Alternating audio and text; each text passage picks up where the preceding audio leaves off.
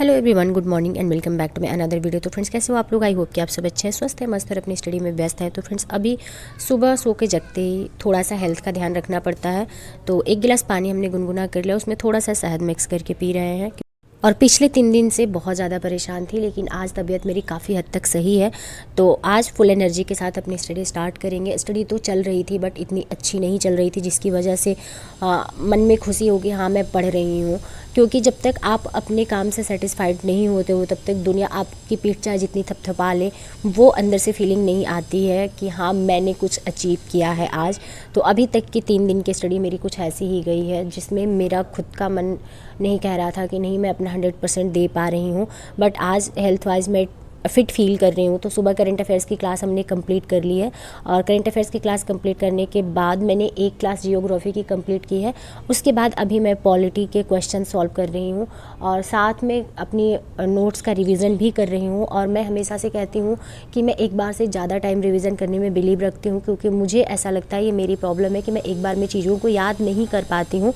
तो आज मौलिक अधिकार वाले चैप्टर को मैं बार बार रिवाइज कर रही हूँ, और साथ में हम रफ वर्क भी करते हैं, ताकि जितने भी पॉइंट्स का हम रिवीजन करें वो पॉइंट्स हमें मैक्सिमम याद हो जाए। क्योंकि रफ वर्क जब आप करते हैं तो पूरी तरीके से आप फोकस्ड होते हैं, और जितने भी पॉइंट्स आप पढ़ते हैं उसमें से लगभग 80 to 90% पॉइंट्स आपके दिमाग में फ़िट हो जाते हैं। तो मुझे ये तरीका शुरू से अच्छा लगता है। जब मैं अपने एकेडमिक टाइम में थी तब भी मैं जो चीज़ें याद करने वाली थी उसको ऐसे ही याद करती थी। समझने वाली चीज़ों को आप स्टोरी के अराउंड समझ सकते हैं, आप अपने लाइफ से रिलेट करके समझ सकते हैं, लेकिन कुछ चीज़ें होती हैं जो याद करनी होती है, तो उसको याद करने के लिए रफ वर्क करते हैं। तो फ्रेंड्स, बात कर लेते हैं कल के लाइव की। अक्सर मैं लाइव सेशन वाले टॉपिक पे यहाँ पे बैठकर डिस्कस नहीं करती हूँ। मेरा मानना ये होता है कि लाइव की बातें लाइव के साथ ही एंड हो जाती हैं। बट आज इसलिए मैं बात कर रही हूँ कि मैं शुरू से कहती आई हूँ कि जितनी भी लड़कियाँ मुझे शुरू से सपोर्ट कर रही हैं, जब मेरे 1K सब्सक्राइबर्स नहीं थे तब से, मैं उन सबके लिए बहुत बहुत ज़्यादा शुक्रगुजार हूँ कि हाँ आप मुझे सपोर्ट करके यहाँ तक पहुँचाए। और मैं हमेशा से कही हूँ कि मेरे चैनल की स्ट्रेंथ गर्ल्स पावर रहा है। मैं ये नहीं कहती कि बॉयज़ मुझे सपोर्ट नहीं करते, बहुत सपोर्ट करते हैं वो लोग भी, लेकिन जब स्टार्टिंग का टाइम था, जब मैंने शुरू किया था ब्लॉगिंग, तब मुझे सबसे ज़्यादा सपोर्ट अगर किसी का मिला तो वो था लड़कियों का सपोर्ट। और 3 दिन से ऐसा हो रहा था कि लाइव में अक्सर कोई ना कोई एक लड़की आ जाती थी जो नेगेटिव कमेंट करती थी, बट मुझे उस चीज़ से फ़र्क नहीं पड़ता था, क्योंकि मैं ब्लॉक कर देती थी। और वो लड़कियां मुझे शुरू से नहीं जानती हैं या मेरी जर्नी नहीं देखती थी, वो अचानक से आती थी लाइव में कहीं से और कुछ भी बोलना शुरू कर देती थी, तो मैं उनको ब्लॉक कर देती थी। क्या हुआ, कल एक लड़की ने कमेंट किया, वो बीपीएससी एस्पिरेंट को टारगेट करती हैं, शायद वो भी एक यूट्यूबर ही है। मैंने उनका चैनल आज तक नहीं चेक किया, क्योंकि उनका कमेंट्स बहुत मिक्स रहा है शुरू से ही। ब्लॉग पे भी कभी आके सबसे पहले उन्होंने नेगेटिव कमेंट किया, जब मैंने उनका रिप्लाई नहीं किया तब जाके उन्होंने पॉजिटिव कमेंट करना शुरू किया। तो मेरा मानना ये होता था कि चलो ठीक है, किसी ने पहले नेगेटिव बोला लेकिन अब पॉजिटिव बोल रहा है तो उसको रिप्लाई कर देते हैं, तो हम रिप्लाई कर देते थे। बट लाइव में आके वो ऐसे कमेंट्स उन्होंने किया कि बताइए टीजीटी पीजीटी के लिए साइंस कहाँ से पढ़ें। तो मैंने उनको सजेस्ट किया कि आप बिहार की एससीईआरटी पढ़िए और एनसीईआरटी पढ़िए 9th से लेकर 12th तक की। तो उनका रिप्लाई आता है कि क्या 11वीं 12वीं तक की एनसीईआरटी पढ़ना आपको आसान लगता है, साइंस पढ़ना आपको आसान लगता है? तो मेरा रिप्लाई गया कि अगर आप ये नहीं पढ़ोगे तो आपके एग्जाम की बेस यही है, आपके एग्जाम में क्वेश्चन यहीं से बनते हैं, तो ये तो आपको पढ़ना ही पड़ेगा। और रही बात जो हाई स्कूल और इंटर के टीचर बनना चाहता है यार, उसके ग्रेजुएशन में वो सब्जेक्ट रह चुका होगा, तो ग्रेजुएशन में तो आपने पढ़ा होगा, तो आपको तो ये बोलना ही नहीं चाहिए कि ये चीज़ें इतनी टफ है कि हम पढ़ नहीं सकते हैं, क्योंकि आपको वही चीज़ें जाके 10th के बच्चों को पढ़ानी है, तो आप क्या पढ़ाओगे? उसके बाद उनका जो गुस्सा फटा, मेरा कहना सिर्फ इतना सा है कि आपका कोई जेन्युइन क्वेश्चन हो तो आप वो करो, फालतू के कमेंट्स का कोई मतलब नहीं होता। आज तक मैं भी समझती थी कि क्या जेन्युइन क्वेश्चन है, क्या फालतू के कमेंट्स है, फिर भी मैं आप लोगों के कमेंट्स का रिस्पेक्ट करती थी और रिप्लाई करती थी। बट आज मेरा कहने का मतलब सिर्फ इतना है कि अगर आपको सपोर्ट चाहिए तो आप खुले में बोलो कि मुझे सपोर्ट करो, मैं करूँगी। मेरी इतनी बड़ी ऑडियंस नहीं है कि आपको बहुत लाखों में व्यूज आ जाएंगे, बट 2-4 सब्सक्राइबर्स, 2-4 व्यूज आपको मिल जाएंगे। आप चाहें मैं कम्युनिटी पोस्ट में आपके चैनल को मेंशन कर सकती हूँ, बट आप अगर नेगेटिव कमेंट करते हैं उसके बाद आप लाख पॉजिटिव कमेंट कर लीजिए, मैं रिप्लाई नहीं करने वाली हूँ, क्योंकि मैं भी आप ही लोगों से सीख रही हूँ कि मुझे क्या करना चाहिए और क्या नहीं करना चाहिए। और इस जर्नी में आप लोग ही मुझे सिखा रहे हो कि कैसे आगे बढ़ना है, क्योंकि इस जर्नी में मेरा कोई गॉडफादर नहीं है, मैं किसी और से सलाह नहीं ले रही हूँ। बस जैसे जैसे आप लोगों की क्रिया प्रतिक्रिया बदलती जा रही है, उस तरीके से धीरे धीरे एक एक पड़ाव करके मैं आगे बढ़ती जा रही हूँ और चीज़ें सीखती जा रही हूँ। तो बस मेरा कहने का इतना सा मतलब है कि अगर आपको सपोर्ट चाहिए तो आपको पॉजिटिव रहना होगा। अगर आप नेगेटिव होगे तो मैं इग्नोर कर दूंगी, ब्लॉक कर दूंगी, कुछ भी कर दूंगी, बट मैं आपको सपोर्ट नहीं करूंगी। क्योंकि तो फ्रेंड्स अभी हो गया है हमारे लंच का टाइम, तो चलते हैं लंच बना लेते हैं। और अभी हमने डिसाइड किया है कि हम ट्राई करेंगे अपने हेल्थ के अनुसार खाने का, मतलब जो हमें नुकसान करता है वो सारी चीज़ें अवॉइड कर देंगे, और जो चीज़ें हमें नुकसान करती है वही चीज़ें मेरी फेवरेट, जैसे चावल हो गया, दही हो गया, अचार हो गया, ये सब मेरे ऐसे खाने हैं ना कि मेरे मूड स्विंग्स होते रहेंगे, मैं परेशान हूँ तब भी मैं खा सकती हूँ। बट अब वो सारी चीज़ें हम कोशिश करेंगे कि छोड़ दें, क्योंकि उन्हीं सारी चीज़ों की वजह से मुझे थोड़ी बहुत दिक्कत रहने लगी है और मैं बहुत ज़्यादा परेशान रहने लगी हूँ। और हम लोगों का पेपर में अब बहुत टाइम नहीं बचा है, तो अब ये कोशिश करना है कि फिज़िकली फ़िट रहें ताकि स्टडी अच्छे से कर पाएँ। तो कोशिश करेंगे कि ना खाएं ये सारी चीज़ें, देखते हैं कितने दिन हम कंट्रोल कर पाते हैं इन सारी चीज़ों पे।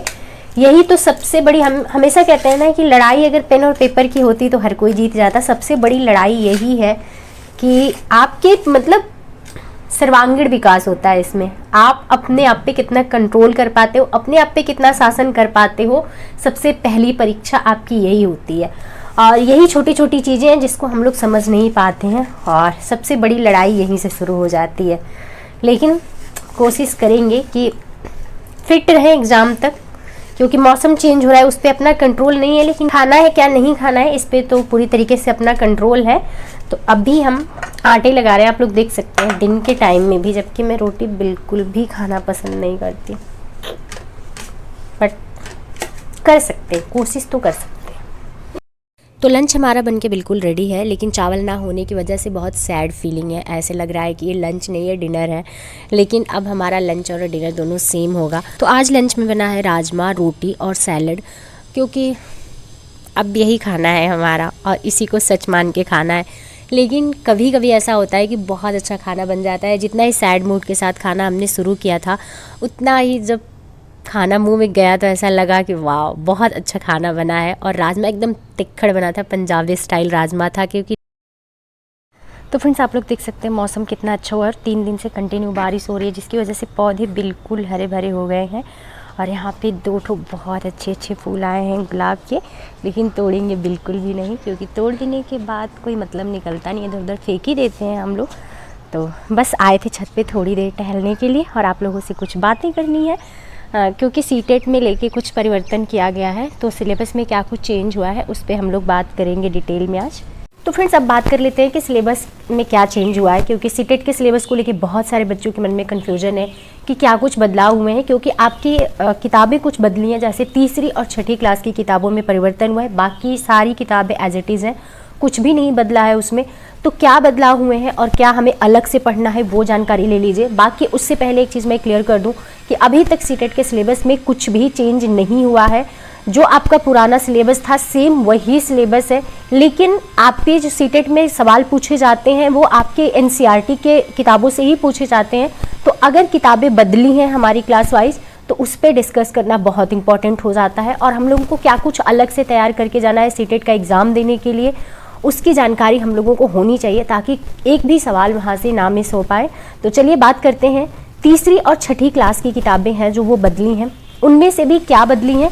पर्यावरण की किताब जो है तीसरी क्लास की वो बदली है, तो वो आपको अलग से पढ़ के जाना है। बाकी पुरानी किताब को भी पढ़ना है, ऐसा नहीं आपको करना है कि पुरानी किताब को नहीं पढ़ना है, क्योंकि जब तक आपका सिलेबस नहीं चेंज हुआ है तब तक आपकी पुरानी किताबों से भी सवाल बनेंगे।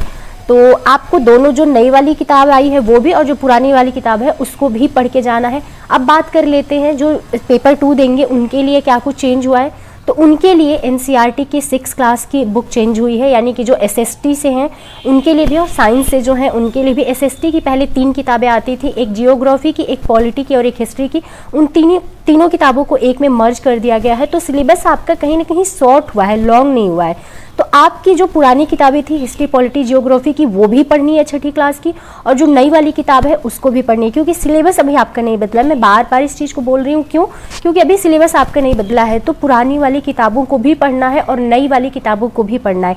हो सकता है कि इस बार का सीटेट जब हो जाए उसके बाद जब नेक्स्ट वाला नोटिफिकेशन आए तो उसमें सिलेबस में कुछ परिवर्तन दिखे। अभी तक सिलेबस में कुछ चेंजेस नहीं है, लेकिन अगर किताबें बदली हैं तो पढ़ना पड़ेगा हम लोगों को, कि वहाँ से क्वेश्चन आए तो क्वेश्चन ना छूटने। देखिए जो साइंस के बच्चे हैं उनके लिए भी छठी क्लास के साइंस की नई वाली भी किताब पढ़नी पड़ेगी और पुरानी वाली भी। पुरानी वाले में 16 चैप्टर थे, नए वाले में आपके 12 चैप्टर हो गए। तो कहीं ना कहीं सिलेबस शॉर्ट हुआ है, सिलेबस लॉन्ग नहीं हुआ है। तो बहुत ज़्यादा परेशान होने की ज़रूरत नहीं है। बस ये ध्यान देना है कि हम लोगों को नई किताबों को भी पढ़ना है और पुरानी किताबों को भी पढ़ना है। बस इतना ही चेंज हुआ है, इसके अलावा कुछ भी चेंजेस नहीं हुए हैं।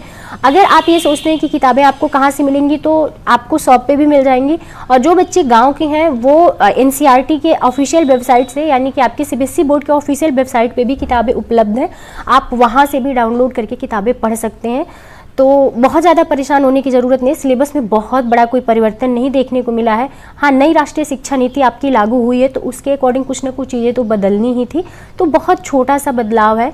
तो इससे बहुत ज़्यादा परेशान होने की ज़रूरत नहीं, बहुत जल्दी आप तैयार कर लेंगे और इसके लिए बहुत कुछ अलग से पढ़ने की ज़रूरत नहीं है। बस NCERT की जो नई किताबें आई हैं उन किताबों को भी आप अपने सिलेबस में ऐड कर लीजिएगा, पढ़ लीजिएगा, बाकी कुछ भी अलग से नहीं पढ़ना है। तो फ्रेंड, अभी हम छत पे आ गए हैं क्योंकि मौसम आज बहुत अच्छा था, तो हमने सोचा कि क्यों ना छत पे ही बैठ के पढ़ाई कर ली जाए। तो क्योंकि रूम से ज़्यादा अच्छा यहाँ का टेम्परेचर है। रूम में पंखा तेज चला दो तो ठंड लगने लगती है और कम कर दो पंखा तो उमस वाला माहौल हो जाता है। तो इस वजह से अभी हम छत पे बैठ गए पढ़ने के लिए। तो अभी हम कंप्लीट करेंगे जियोग्राफी। तो आज का शेड्यूल मेरा कुछ ऐसा ही रहा है। ऑनलाइन क्लासेस मेरी जियोग्राफी की एक रही, एक पॉलिटी की रही और साथ में करंट अफेयर्स की क्लास रही। उसके बाद हमारे हिस्ट्री के कुछ क्वेश्चन थे जिसकी प्रैक्टिस किया हमने। उसके बाद हमारे पॉलिटी में मौलिक अधिकार वाले चैप्टर को आज हमने कंप्लीट किया, उसका अच्छे से हमने रिवीजन किया। उसके बाद अभी हम अपना जियोग्राफी कंप्लीट करेंगे और हमारा जो फाइनल स्लॉट होगा वो जियोग्राफी के साथ ही एंड होगा। तो चलिए इस वीडियो को यहीं पे एंड कर देते हैं और आज हम कोशिश करेंगे कि जियोग्राफी में इंडिया का मैप जो है वो क्लियर कर ले अच्छे से, क्योंकि काफ़ी लंबा गैप हो जाता है तो बहुत सारी चीज़ें भूल जाती है। इसीलिए मैं कहती हूँ कि बार बार रिवीजन करना बहुत ज़रूरी हो जाता है। तो इस ब्लॉग को अब यहीं पे एंड कर देते हैं। पूरा शेड्यूल हमने आपके साथ डिस्कस कर दिया है और पूरा शेड्यूल अगर शूट करेंगे तो वीडियो बहुत लंबी हो जाएगी। तो जितना कुछ था आपके साथ शेयर कर दिया। अब इस वीडियो को यहीं पर एंड करते हैं और हम अपने आगे स्टडी अपनी कंटिन्यू करते हैं। तो चलिए मिलते हैं नेक्स्ट ब्लॉग में। अभी के लिए इतना ही। वीडियो पसंद आए तो वीडियो को लाइक जरूर कर दीजिएगा। चैनल पे अगर आप सभी नए हैं तो चैनल को सब्सक्राइब करके बेल आइकन प्रेस कर दीजिएगा ताकि आने वाली वीडियो का नोटिफिकेशन आप सभी को मिल सके।